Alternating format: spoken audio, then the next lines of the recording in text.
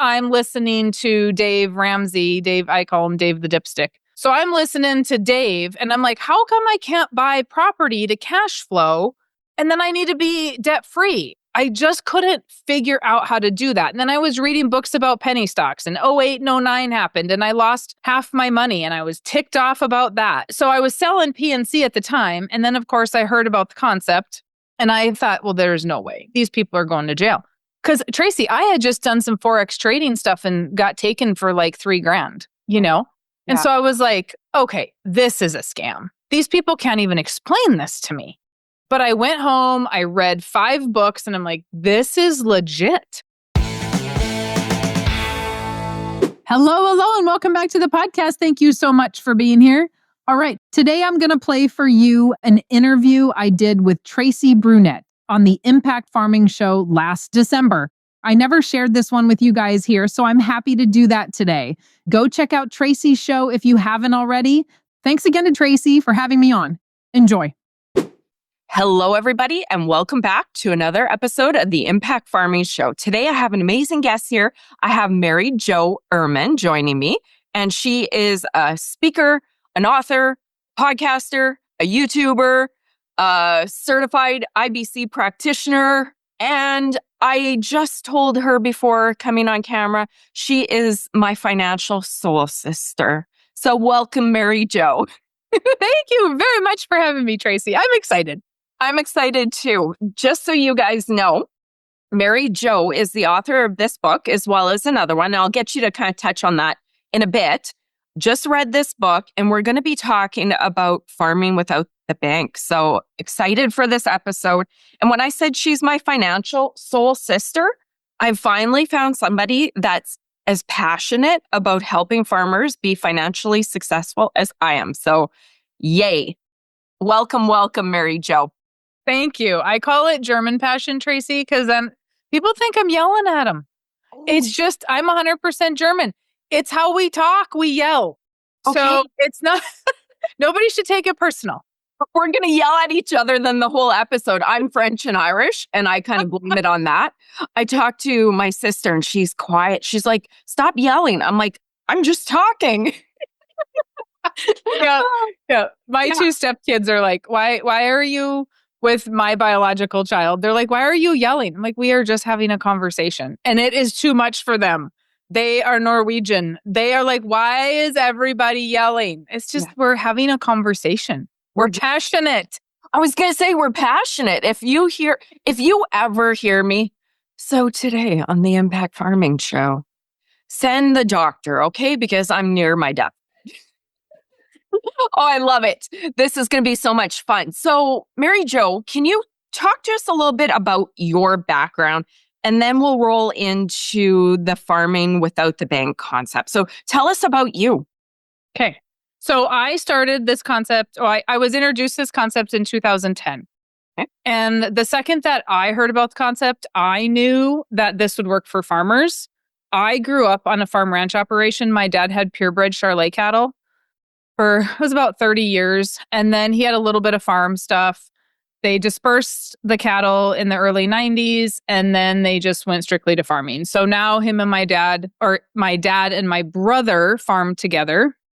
And they have a decent size operation in their area because we are the Midwest. We're not the South. So it's more than, 500 acres.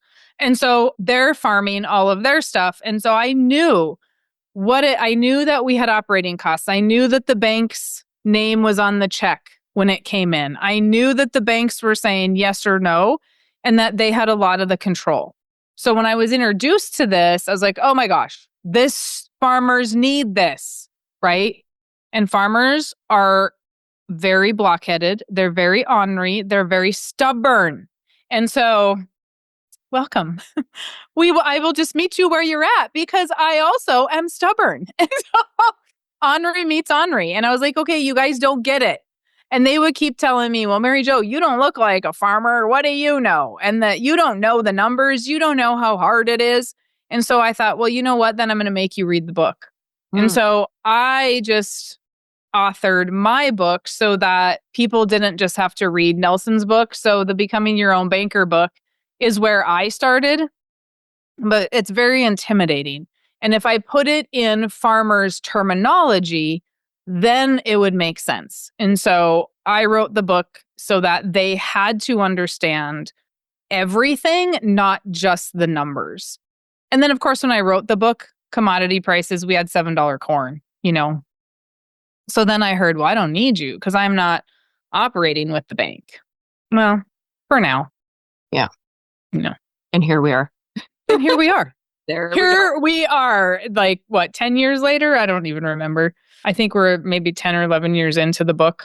Okay. Wow. What were you doing? Have you always been in banking? I'm curious. I always love, like, I'm an entrepreneur, and I always love that spark of a moment when the business idea happens or the concept comes about. So what were you doing at the time? And then when you heard about it, what was your thoughts about the concept? Okay, so I was actually in the P&C world. So I was selling home and auto insurance, and I would not get my life insurance license because I hated it, didn't see any point in it, just referred all that business to someone else in the office. And then somebody came to me and said, hey, but at the time I was obsessed. Since I was 23, I was obsessed with Robert Kiyosaki, cash flow, rental properties, but at the same time, I'm listening to Dave Ramsey. I call him Dave the Dipstick. So I'm listening to Dave and I'm like, how come I can't buy property to cash flow? And then I need to be debt free. I just couldn't figure out how to do that. And then I was reading books about penny stocks, and 08 and 09 happened and I lost half my money and I was ticked off about that. And so I was selling PNC at the time. And then, of course, I heard about the concept and I thought, well, there's no way these people are going to jail. Because, Tracy, I had just done some Forex trading stuff and got taken for like $3,000, And Yeah. so I was like, okay, this is a scam. These people can't even explain this to me. But I went home, I read 5 books, and I'm like, this is legit. Then I went on to the states, here in the US, every state has a life insurance website for a regulation. And they were talking about borrowing money. And I was like, well, maybe this isn't. And I still was iffy. Yeah. But then I went and took my life insurance license, and there were questions on the exam about borrowing cash value. And I thought, this must be legit. I knew I was so excited about it, but I had all the reservations of everybody else. Who's going to jail? Why don't people know about this? All the things. But I, like you, have just been obsessed with money forever. And how are people making money? And they say, well, you don't have to work for your money. How is that? How does that work? And I've just constantly been somebody that reads and learns and listens and talks to people. And so this just happened. It just fit in with everything because I hate the stock market. I hate anything to do with rates of return.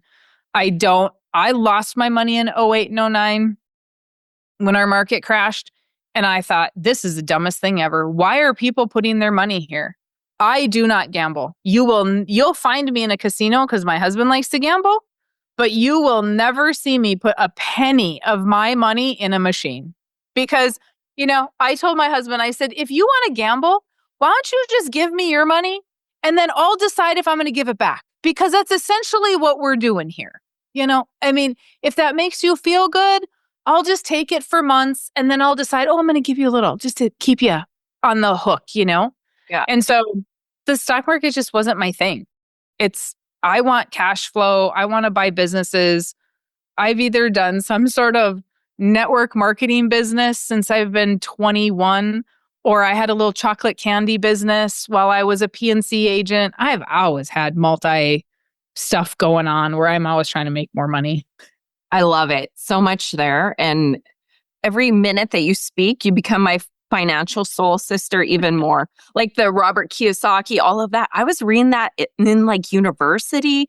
And hey, do you know, I want to ask you this. This is important for the episode, guys. Not just girl talk here.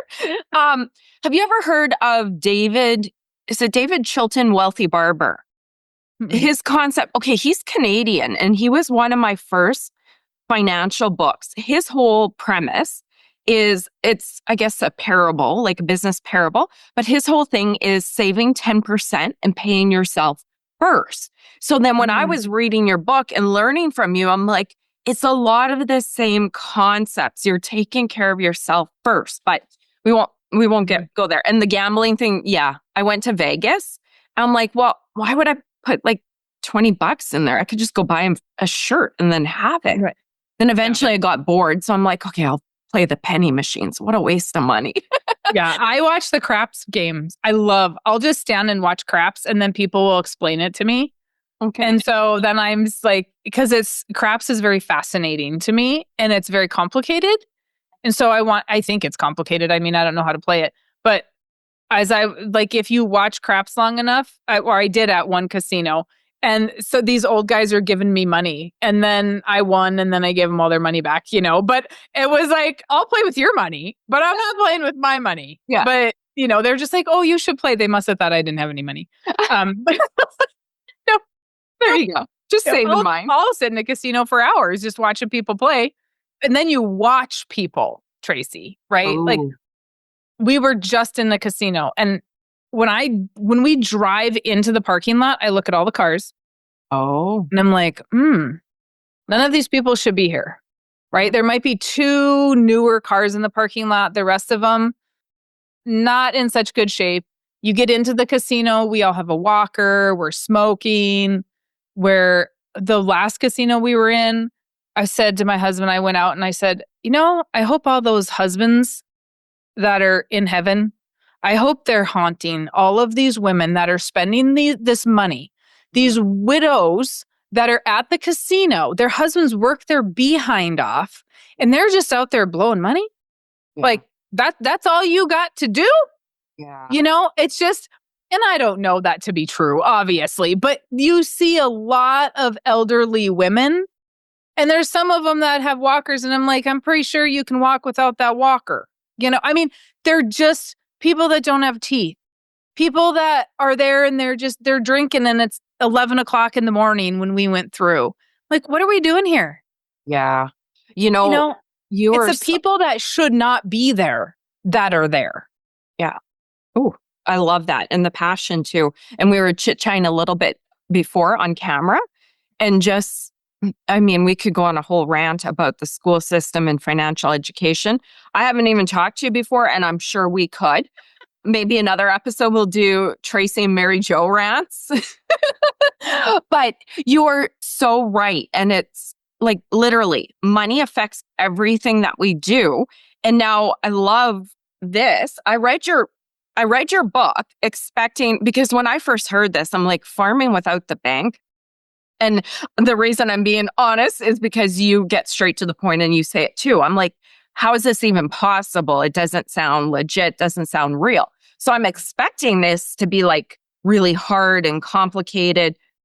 But if I understand correct, it's pretty straightforward for my brain. So I think that's a good jumping off point.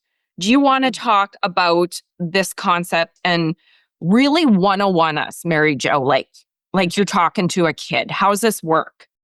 So what we're teaching is the infinite banking concept. That was all created by R. Nelson Nash out of Birmingham, Alabama.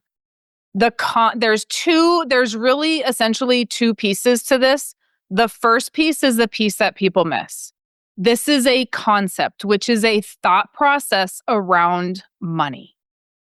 So if we are not using our money correctly and we don't understand how money works, we're not ever going to be able to make more money. And so a lot of the second part of this is life insurance. Okay, so if somebody's been listening to this and they heard the life insurance piece, just stop, just don't. That is the tool to the concept. But when we look at the concept as a whole, we are talking about Parkinson's law, right? Are we buying tractors we don't need? Are we buying combines we don't need just to avoid taxes? What is the true cost of doing that? If I run the numbers in the States and I'm going to buy a combine so that I can avoid tax, but I have to go to the bank to borrow money to buy that combine, the amount of tax that I saved, I'm paying in interest to the insurance or into the bank over a 5 or 7 year period of time. Right. We're not thinking about how to utilize money. If we want to we say, oh, we can't get rid of our operation until we're dead. We're going to pay capital gains. We don't want to pay capital gains. We don't want to pay taxes, right? Well, can you owner finance somebody if it's paid for, charge them interest? And now the taxes are different. And again, I don't know how that works in Canada. Winnie Lau and Lacey Winnie co-authored the book with me, and she has Lacey that works with her. Between those two, they know all the Canadian version of it all. But it's our thought process. We have this 100-year-old thought process that says we need to farm. We need to finance the farm like we did 100 years ago. Who's still farming with horses and plows? Nobody. We're not farming that way unless you want to, I guess. I mean, there are some people that think it's fun. But we're not farming that way, but we're still financing it that way. We're still handing it off that way. So if we get our thought process correct, if we know what the problem is, if we know that the banks are turning money, and we know that they have control. So if we're going to get an operating note from the bank, they have ultimate control of what we put on it, because they're going to tell us how much money they're going to give us, right? How much fertilizer we need, how much chemical we need. They're going to tell us when to sell.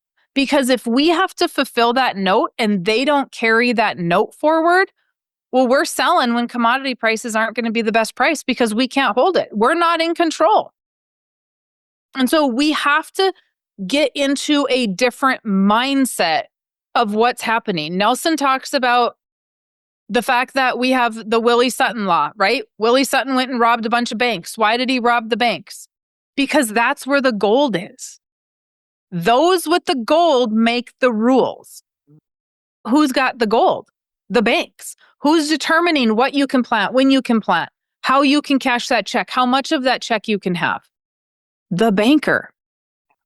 So when you borrow from the bank, you are in business with the bank. And you end up being the employee. And they tell you what you can and can't do. And so when we start thinking differently, and you and I are already there, right? That's why when you read the book, you're like, oh my gosh, this is amazing. Because your thought process was already like, oh, well, the government schools are teaching us what they want us to know, right? We need to create some cash flow. We already need to think about money differently.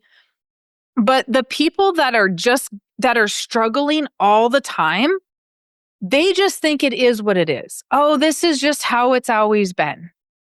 But we can't see a solution if we're not opening our eyes past the problem. We can't think positive and negative at the same time. Mm-hmm. And so with a negative mindset, all we're hearing is the problem.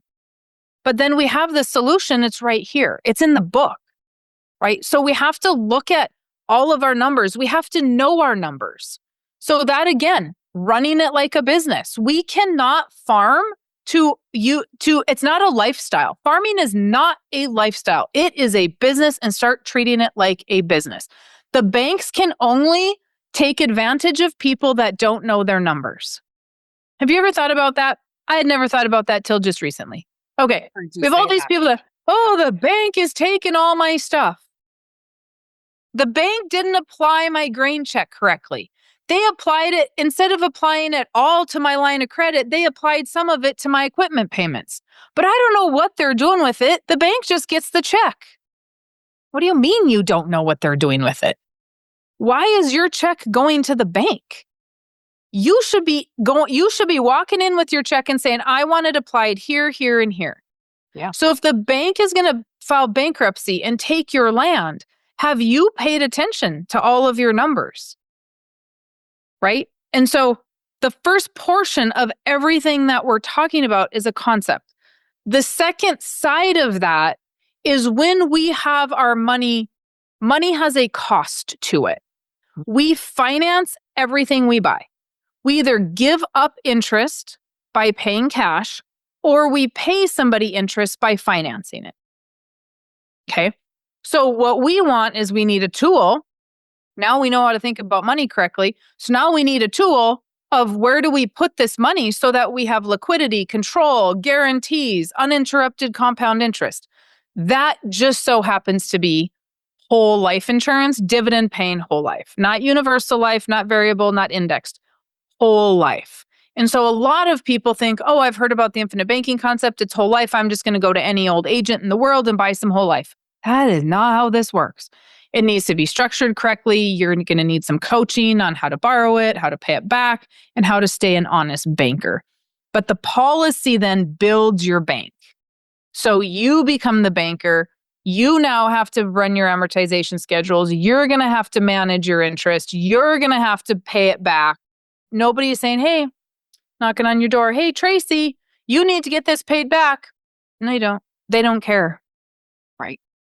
So that is, if that summed it up in a whole. Wow. And it's That was kind of long, but a lot of people, it's the first half of that. I like that. And a lot of everything is unlearning what we know because it's the status quo. I'll ask you a question, Mary Jo. Why haven't they taught us this? I'm sure I know your answer. Just like everything, we're taught a structured set of knowledge and subjects, and nobody taught us this. So same thing, I'm open. But when I read that or heard the concept, I'm like, what? I haven't heard of this. Mm-hmm. Why didn't they teach us this? I'm like, yeah. I don't get that question a lot anymore, but you're the fourth person in 2 days to ask me that question. So it obviously needs to be talked about. I just did a TikTok about this morning, but I don't have an exact answer, but this is what I contributed to. Here in the States, IRAs and 401ks were born in 74 and 80. Okay. So we have old people, 80, 85, 90. They had whole life. They all had whole life. Pensions used to be put in a whole life product called an annuity. Okay. When the stock market, when all these 401ks and IRAs took off, everybody swooped to the market. The market went like this, and we had these massive rates of return. Well, now all of a sudden, the rate of return in the whole life was very minimal compared to what was happening in the market. Human nature is, I got to go get that right now. So we don't think, hey, once everybody gets in, what's going to happen? Is it's going to go down? It's going to stabilize? And we've never seen those big rates of return. Dave the Dipstick still talks about them, right? Like he's still talking, you're going to get this 16% rate of return. Where? The market average isn't even that. Yeah. And so then life insurance companies, people were canceling whole life and they're moving all that money to the market. So now life insurance companies said, oh, we need to create a product that competes. And that's when the universal life products started. And they're all based on some sort of rate of return with no guarantees, and they lapse constantly. And so now life insurance companies quit teaching agents about this whole life product. Yeah. So that's my only explanation is Nelson calls it the noise. You have all this noise out there and noise of chase a rate of return, chase a rate of return. But we're chasing a rate of return for what? I mean, think about it. We're paying the bank. We have loans on all kinds of things. And when interest rates were low, we would have a loan on a vehicle, a camper. We might have a loan on some land and some cows and whatever. The amount of interest does not matter. The volume of interest is what matters. So you can have a whole bunch of 2% loans, but over all those loans, the volume of what you're paying out is huge, right? That's what we're not. So what we're doing is saying we're going to go buy all this stuff, and then we're going to take this tiny little bit of our income and we're going to put it in the stock market and hope for a rate of return. So we're going to go gamble with our retirement money. Why don't you gamble to go buy that combine? Why don't you just put that money in the stock market and hope that it's there? Amen to that. Or crypto for that matter. I'm not a big crypto fan because there's no stability in it. Right. I haven't gone there either. I love that part of the book too, where it really explains the market. And I'll say what I'm going to say, and then it kind of shows my thinking nature, skeptical nature. But everybody taking our money into the market benefits who? The biggest investors, right? If we knew there was other places that made sense to put our money, wouldn't benefit the people with the bulk of the interest in the market. Oh, who said that? Yeah. And here's the thing. When the market is going up and down, it's really just a few companies. Yeah. And when we have companies that are selling off their stock to buy back their stock to make their company look good, we don't know that. We don't know that there are buybacks. We have to pay attention to that, because that's just when people say, how is the economy must be okay, the market's doing great, or how come the market didn't drop right now? It should have dropped, right? Think about it. Because we're fake propping that up. And you guys think, everybody thinks it's just fantastic because we don't look when we lose money, but we look when we gain money. We just don't understand the impact that the ups and the downs and the interruption of growth has. When I hear people say, oh, the market compounds my money, there's a difference between uninterrupted compound money and interrupted compound money. Okay, I always explain it like my weight loss system. Okay, I might do good all week and I might lose some weight. And then on the weekends, I might have some pizza, right? And I'm going to gain back everything I lost. I just interrupted my progress.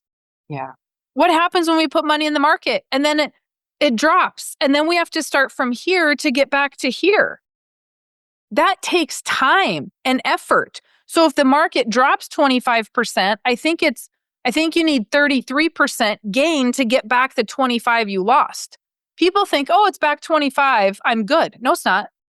You're still below the 8 ball because you started here. So it's just a matter of, they're not teaching us. We're not being told the truth of how that works, because you're exactly right. The more money we put in the market, it benefits who? The big companies, the central banking system, all the elites that are running the world. Yeah. 2 things on that really quick, and then I want to dive into the concept a little bit more. I had a business partner, one of the wealthiest men I know, and I had asked him about investing. I was pretty young, right? And starting to make money, and wise guy. I said, do you invest in the stock markets? And he said, I will never invest in anything. This was he's a property guy, right? So that's his skew. He said, I won't invest in anything that I can't hold physically. And that has kind of stuck with me. And I'm so thankful as farmers that I have the ability to invest in cows that I hold, not literally, but they're right there, right? And I can sell them. Market's dead, neither here nor there, but that was a smart concept. And I loved how you shared that in the book, because that's a good piece of information for people to understand the money system. So anyways. But you know cattle.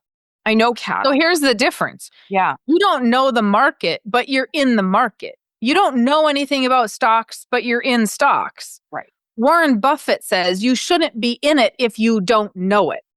So farmers want to build a farm. They want cattle. They know how to buy and sell cows. They know how to market grain, but they're putting money in the market for retirement. Why would you do that? Why wouldn't you put that money into more farm ground?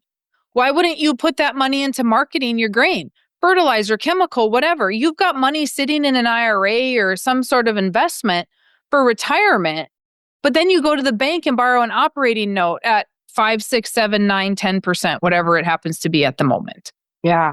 Love it. Yeah. That makes, I love it. I guess that's a perfect step in. Do you want to talk about how this works? So it's just a matter of figuring out, where is our money going? How are we utilizing money? So when clients meet with myself or Winnie or Lacey in Canada, we're going to look at everything that they're doing with money. Because farmers will always say, well, Mary Jo, I don't have any money. Well, I know you don't, because you put it all right back in. But it's going through your hands. And so can we set up a life insurance policy, pay a premium? 50 to 75% of that money is going to be available to you right away. We're going to borrow against that. And then we are going to use it to buy equipment, buy cattle, feed, fertilizer, chemical, operating. I don't care what you use it for. Nobody cares what you use it for. because the insurance company says, well, you have some death benefit. So if you die and the loan is not paid back, your heirs are going to get the difference from the death benefit to the cash value. So in all reality, if you buy cows with it, your cows are not collateral to that note. Your death benefit is collateral to the note. And guess what? No one gets out alive. So they know you're going to die. It's just a matter of time. And so we want to use the policy, because the other thing that happens is once we pay our premium, the cash value of that policy grows and grows and grows. Even if we borrow against it, we borrow the life insurance company's money. So they lend us their money. They charge us an interest rate to do that, but our money is growing. So what's happening is our money's doing this, we're paying them back, and the interest they're charging us is going down. So long term, we're making money, way more money than we put in, and we've created the death benefit for the estate piece, which we'll probably talk about in a sec. But within the policy, you have uninterrupted compound interest, you have liquidity, you have control. So if we don't want to sell commodities, if cattle prices are low and we want to just feed them out for a little bit, we can feed them out for a little bit and sell them when prices come back up. Maybe we're like, you know what, prices are so bad, we're just going to do direct to consumer. And we're just going to slaughter them ourselves and package them and sell them because we'll make more money that way. You have the ability to do what you want.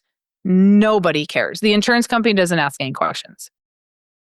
And I'll admit my ignorance on life insurance has been something I've never cared about. To be honest, I got a policy because I needed to get a loan and they suggested I tied it in whether or not I needed it. And it was a sales tactic, whatever. It was cheap. So I'm guessing, let me walk through this because I think for me, this was kind of like okay. So I got, I think, what is a term policy? You got credit life. Okay. Or term so a lot of times if you get if you have a bank loan, I don't mean to interrupt you, Tracy. No, go but ahead. If you have a bank loan, they want life insurance because you probably don't have enough assets for them to take if you pass away. And so even the cows may not be the value of that loan if you had a cattle note. And so they want credit life where the bank will sell it to you, or you just go get some term, but then you make them, for just to make it easy, they're basically the beneficiary on the policy. So if you die, they automatically get that death benefit to pay off the note. Yes. This wasn't for the farm. I bought my partners out of this media company. And what is this media company? It's a website, which they can't do nothing with. So I think that's where it came in. They said, you need to take this insurance. Of course, if something happened, they don't want to sell a website. They can't sell me and my services. They will get their loan paid off that I used to buy out the partners. And then whatever's left, I get. So that's my knowledge about life insurance, right? You pay a premium. It is fairly cheap, this stuff. In your book, you say it goes up towards the end as you get old. And then if all of a sudden I die, I get my 500, well, Anthony gets 500,000, whatever it is, not me. Yeah. But I didn't even realize this type of product exists. Like here, let me walk through it if you don't mind, Mary Jo, to see if I understand it. So let's say I'm just going to guess a number, $5,000 a year. I pay in premiums, okay? So I put in $5,000. I pay $5,000 for the year. That kind of builds in I'm going to call it like an invisible bank account. And then 80%, I forget what the book said, of that value every year goes into this account. And then I can take and borrow against that, right? From this company. So let's say I put in for 5 years, $25,000 is sitting there. There's a holdback. So essentially after 5 years, I could borrow 20,000 or bigger numbers, obviously for bigger farms, policies, but that's sitting there for me to borrow against. My value stays there. It's not that I take the money out and I stop earning interest. That value sits there and continues to earn interest uninterrupted. I take a loan from the insurance company, pay the interest, and I get to dictate how and when and how fast and how much that I pay that back. And I can even say, well, I had 4 bad years on the farm. I can't afford to pay this back. Mhm. And then you start paying in 4 years. Like, Correct. did I understand it right? Yep. That is 100% accurate. Yep. And so the cash value portion of the policy, and this is whole life. Again, not universal life, not variable universal, not indexed universal.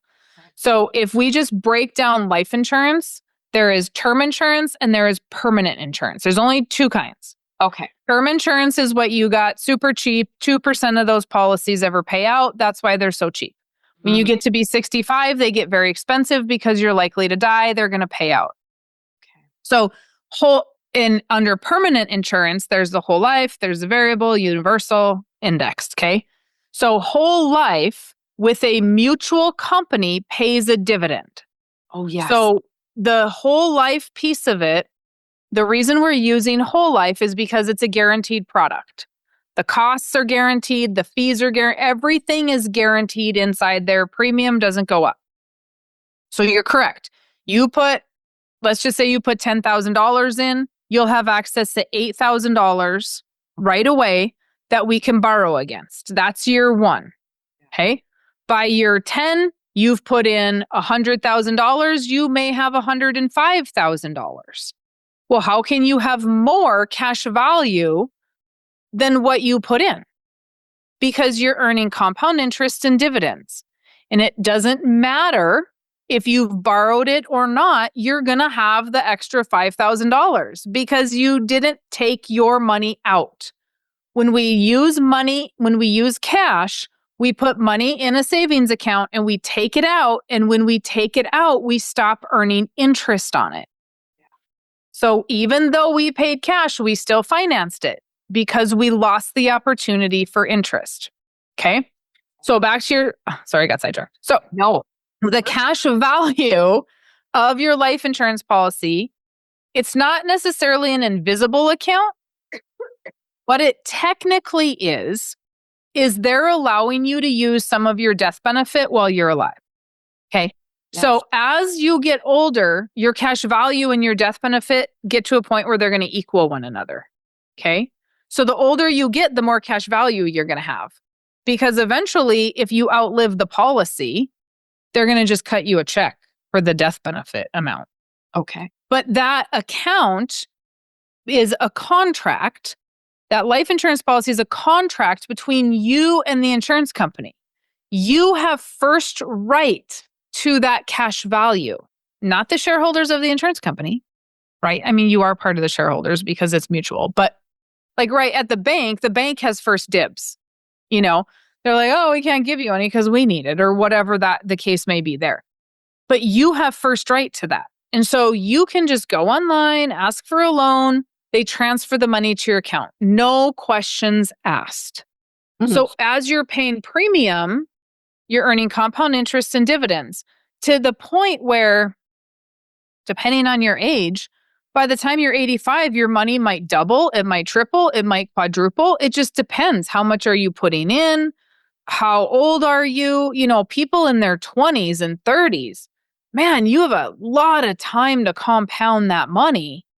Where if you're 60, you're not going to have as much time to compound. Is it worthwhile? Yes. You're just not going to see the huge doubling, tripling, quadrupling of money.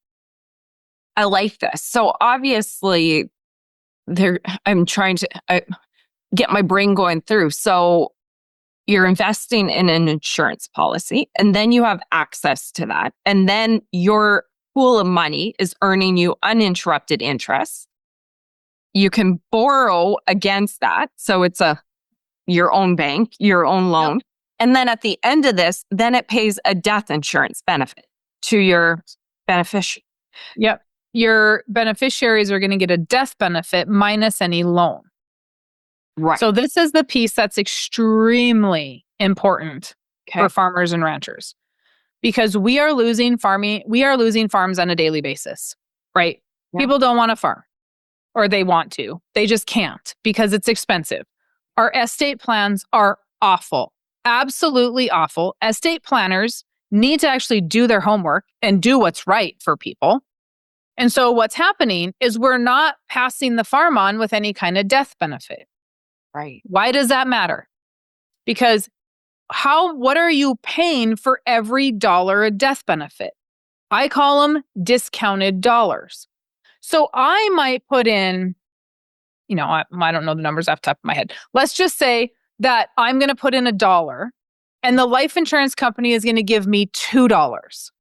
Okay. So I just paid 50 cents for every dollar of death benefit, right? Now, if I'm young, I might be paying 20 cents for every dollar of death benefit. That goes income tax free to our heirs. And so we in the States, I'm not sure how it works in Canada. Okay. I'm pretty sure it's income tax free. But we're not passing on discounted dollars. Instead, we're saying, Tracy, you're going to have to buy out your siblings, and you're going to need to go to the bank, and you're going to need to borrow money to buy out your brother or sister. Yeah. Well, you just paid top dollar for that farm again. How many times are we going to sell the place? And when we do that, who makes money? The bank. The bank loves it when somebody dies because somebody else has to come in and borrow money to buy it again. Why are we not using a discounted dollar? If I can have mom and dad buy a policy and give the kids a 40 or 50 cent dollar, that's fantastic. Because if I'm sitting on the street corner and I'm saying, Tracy, if you give me 2 quarters, I'll give you $1. What are you going to do? 2 quarters for $1. Right on. Let's do this. Right? You're going to go around and pick up quarters, dimes, pennies, nickels, whatever. You're going to be like, oh, there's this crazy lady giving out dollars. Yeah. I don't know. She just must be really rich. What a doorknob, right? But we don't think that way. We're like, oh, insurance is so expensive. Is it? How are you looking at it? Because if you don't understand it, the mentality is, oh, it's so expensive. We get to use it to operate. We get to use it to buy cattle. We get to use it to expand the operation. And then we're using it to pass it off. And those discounted dollars can go to the off the farm kid as, hey, you know what? This is what you get and your siblings are getting the farm. Or we're going to leave it to the kid on the farm to use it for operating, to buy out equipment. Because just because mom and dad die doesn't mean that there's not any expenses. Even if, and oh my God, German passion is going to flow. So you go, girl. Even if I cannot stand it when somebody says, oh, must be nice. You got the farm. Let's just say that happens. It does. In 14 years, I've seen it twice. Okay. But if they do get the farm, they got handed everything for free. They didn't have to pay a dime. They still have an operating cost. Yeah. And if dad was paying for operating, who now has the bill for fertilizer, chemical, seed, feed? Who's got to put fuel in the equipment? The kid that inherited everything free, but he's not the one that died with the pool of money to operate. And if dad was borrowing operating, the kid now gets to go to the bank and hope and pray the bank gives him operating money, because if he never had a relationship with the bank, the bank's going to say, no, I don't even think you know how to farm. We're not giving you any money because you're going to lose it. Instead, you should probably start selling stuff, or maybe you should rent it out. Yeah. And so even if we gave it, we still need the discounted dollars. But what if it's not paid for and we do have to buy out equipment? Leave that money to the kid on the farm and they can buy equipment out. Right. I use it a lot. The death benefit the estate planning is huge. I will do a lot. Let's just say that, do you and Anthony farm on your own, or do you farm with parents? We farm with them, but on our own. We have all our own cattle, land. We have all our own everything, but we use some of his land and then pay the whole operating costs of that farm as well. Okay. So when he dies, you will most likely have to buy out a sibling to get that land. Okay. So now let's say that dad says that you're absolutely insane. This Mary Jo lady has lost her ever-loving mind. She's just trying to sell you some life insurance, right? I'm going to come in and say, well, you know what? Dad doesn't have an estate plan. So you guys should buy life insurance on him. And so when he dies, you've paid the premium. You've used it to do all of your farming. But when he dies, you're going to get a check for the death benefit. They're going to write you a check, and you're going to use that check as a down payment to buy out the siblings. Wow. You're going to use it for operating, whatever. But you paid a discounted dollar for that. So if dad is 50 or 60 years old, you might be paying 40 to 50 cents for a dollar. So the life insurance company is over here saying, hey, give me some quarters and I'll give you dollars. Clever. But we're not saving farms by what we're doing. We're losing farms. Suicide rates are extremely high because of why? Money. Because at the end of the day, the last generation and the generation before did a horrible job of estate planning. So the current generation, all the stress is on their shoulders and they're going to lose this farm. And they don't have the money. They have no idea how they're going to buy out these siblings. So what do? We have suicide rates that are astronomical because the generations before didn't plan, and it's not the current generation's fault sometimes. It's the generations before. So if you're a generation that's struggling and thinking, oh, the only way out of this is suicide, it's not your fault. Because if they would have planned correctly, we wouldn't be in this situation. I'm going to clip that right there. Ooh. To advertise this episode. Yes.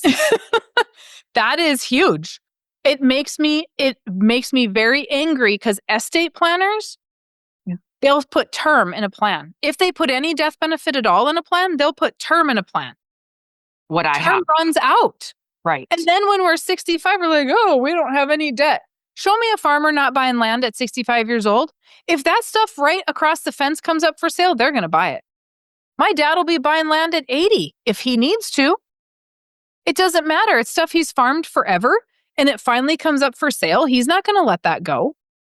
So now my brother is going to have to pay for that. Mary Jo, that's amazing. On my show here, so I do farm business management, mental health, because of course, if the farmer's healthy, the farm is healthy. And I felt like I had to do that as a service and a desire with this platform.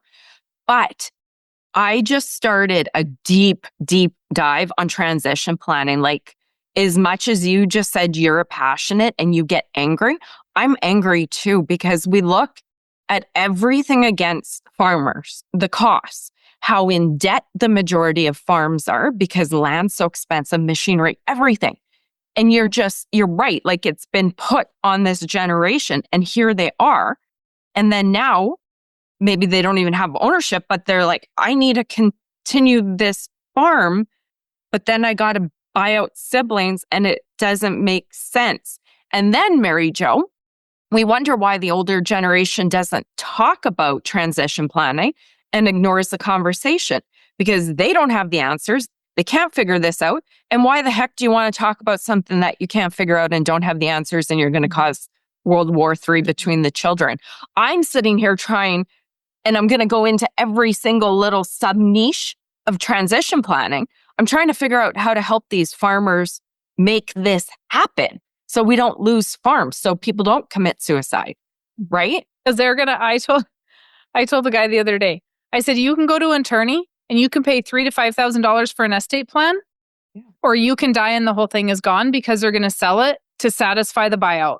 So you can decide what you want to do. It's either $5,000 today to do an estate plan, or your son is going to have to sell acreage to pay off the siblings. And they're all going to hate each other anyway.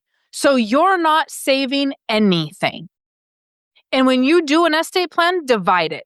I don't want to see some undivided interest thinking, oh, they'll be able to figure it out. No, they won't. Because you always have one vulture in the group, and you better be preparing for that vulture. Every meeting I have, nobody wants to tell me all their dirty laundry, right? And I don't necessarily want to hear all your dirty laundry, but I'm looking for the vulture. Because is it the sister-in-law? Is it the daughter that doesn't work on the farm, has no idea anything about it, doesn't even come home for Christmas and Thanksgiving? Where's the vulture? Who are we worrying about? I had a client yesterday. It's the second time I've met with them. I met with the kids first. I met with the parents yesterday. And he's like, oh, he's so proud of the fact that he's they're going to be eighth generation. I said, you're not going to be eighth generation. There is no way you're going to be eighth generation if you don't figure out how to buy out these 3 other members of this LLC. And one of them won't sell. And I said, and that all depends on you dying last, and you've already had a heart attack? I said, there's not 8 generations. So I said, you explain to me why your son should continue to get up every day and work, because you're not visiting an attorney to figure out what needs to be done to save the place. Ooh. And then he told me when we filed bankruptcy, the first thing we got rid of was our life insurance. I said, that is ridiculous. The thing you should have kept was your life insurance, because what we're going through bankruptcy, the highest time in our life that we're stressed, most likely going to have a heart attack and die, and we get rid of our life insurance. You think that the farm probably hasn't gone through enough? If you died, the life insurance would be the saving grace in that situation. But they're probably just seeing costs and they're cutting costs, right? It's, oh my goodness. It is such. But how do we make more? The question becomes, what can we do? Nobody is asking, what can we do? Because remember, I said we can't think negative and positive at the same time. Right. I love So when we're thinking negative, we can't come up with solutions. So we have to reframe the question. If it's hard and we don't know what to do, what can we do? Who can we call? Do we call Tracy and she has the contact of an attorney, of an estate planner? What do we do? I talk about a lot of stuff that I don't do estate plans. But my friend Heidi does. And so I'm going to transfer you to Heidi, right? I'm not an accountant, but I have an accountant that you can talk to. I'm going to surround myself with all of those people. But we're not losing farms because farming is hard. I don't believe that. Farming is hard. I'm not saying it's not. We're losing farms because we're not estate planning. And we think those off the farm kids deserve some born when we lived there. I am an off the farm child and I should get nothing, nada, zero, zilch. Because I come home once in a while to help drive truck, right? What's the point? I'm not there every day with my parents. I'm not there. My brother, oh my God, I love him. He puts up with my folks every day, all day long, right? They live in the same yard. He is there telling my dad what to plant, how to harvest, what equipment to buy. My dad just says, yep, okay, good to go. He doesn't question anything, but does he get to farm it? Nope. My dad's still taking all the money off of it. He's never gotten a dime in his entire life. He doesn't get payroll. He's never gotten payroll. He farms his own ground. He has built his own enterprise, right? But when dad dies now, he's put in all that work. Guess what that ground would be worth if it wasn't for my brother? Probably nothing. Not nearly what it's worth today, because my dad's not looking at what chemical and fertilizer to use. He's not looking at farm practices. He's just banking on my brother to do that, which then increases the value of the land. And then my brother gets to buy it at a higher value because he made good decisions so that mom and dad would have money. Wow. Yeah. Why is he paying me for that? These off the farm kids shouldn't get anything unless you're helping to some extent. When mom and dad's breaker box was on fire, I'm not the one that got called at 2:30 in the morning to come down and fix that. No. That was my lucky brother, right? And so we as the non-farm kids are like, oh, well, we were born there. I don't care if you were born there. What have you done since you left? Would there be a farm without the farm sibling? Because dad can't do it all on his own. And mom and dad think, We need to give them something or they're going to be mad at us. Let them be mad at you. They're going to be pissed off one way or another. They're either going to be fighting when you're dead or you're going to know that they're fighting when you're alive. What does it matter? There was a great book written by a Canadian author. I always forget the name of the book. Winnie gave it to me. And he said every year he would have a meeting on his birthday and they would talk about their estate plan. He'd talk about dying every day, every year on his birthday.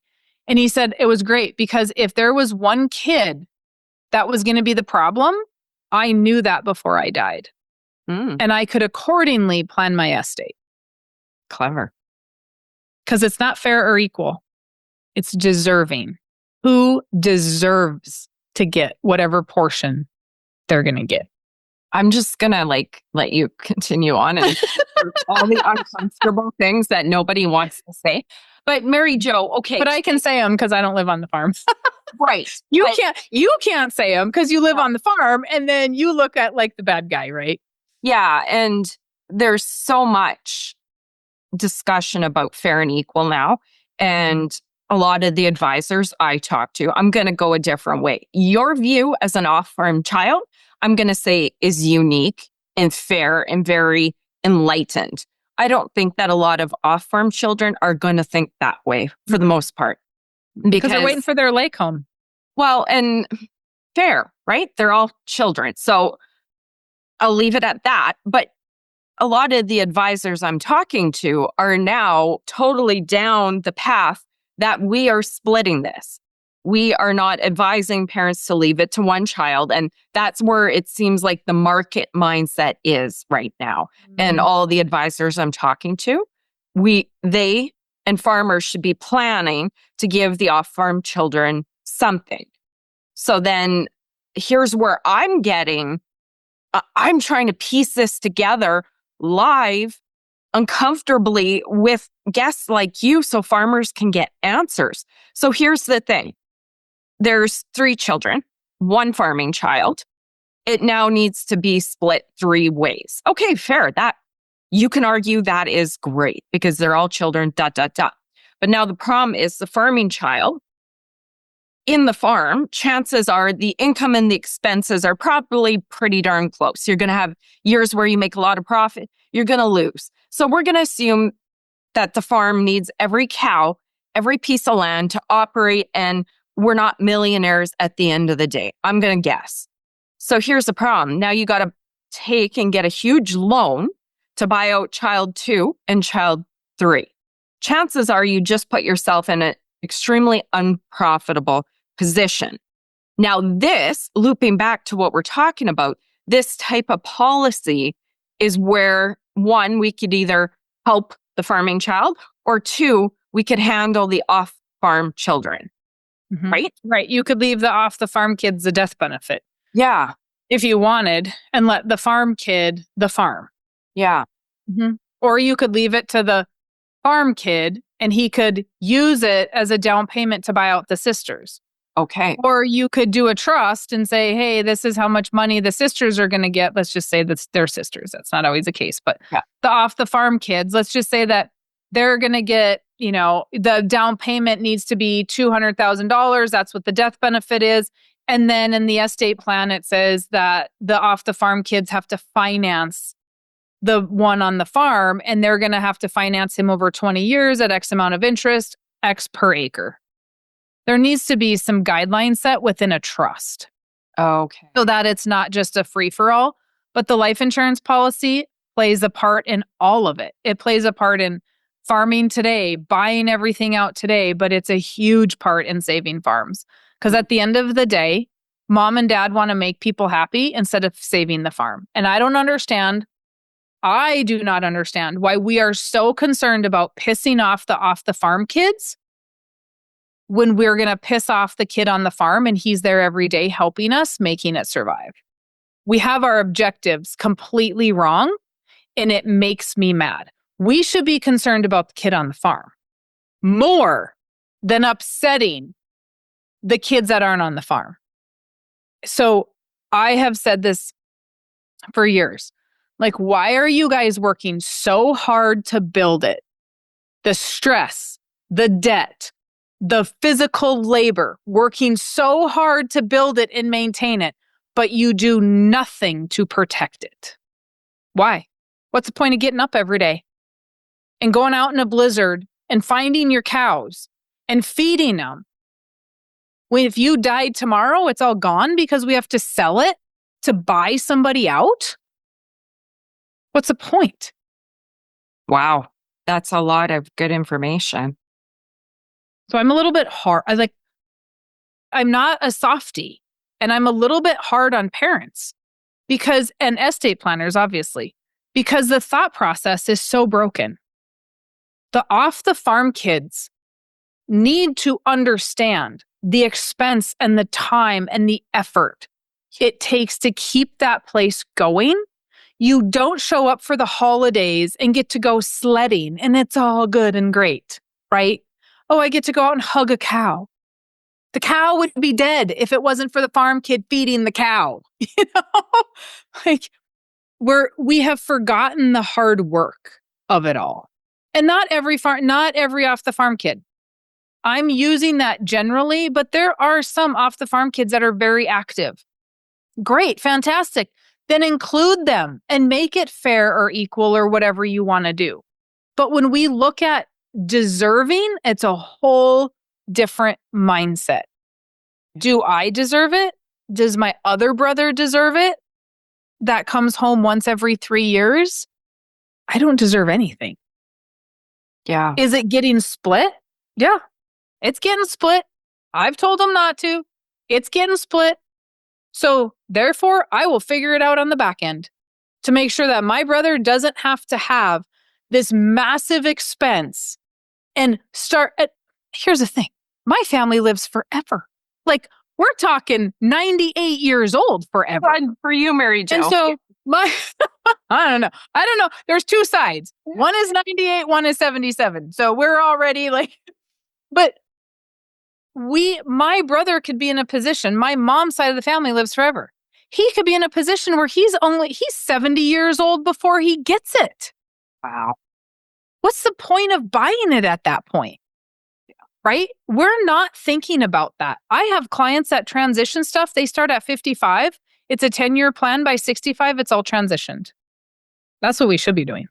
That's how it should be done. I think we chose to do it a different, harder, more expensive way and just build all our own land, right? Everything. Because both Anthony and I, we are high on control. We're not sitting there and at 70 going, oh, we're inheriting, not our jam. And okay, scales of operation, I'll respect that. I mean, we live in cattle country. Our land is a couple thousand versus 30,000 an acre. So there's things to be said there. But my point is so much of what is done in this industry is just backwards and cruel and unfair and not smart. Who wants to work? Let's say you go back to the farm when you're 25, 30, whatever, 20.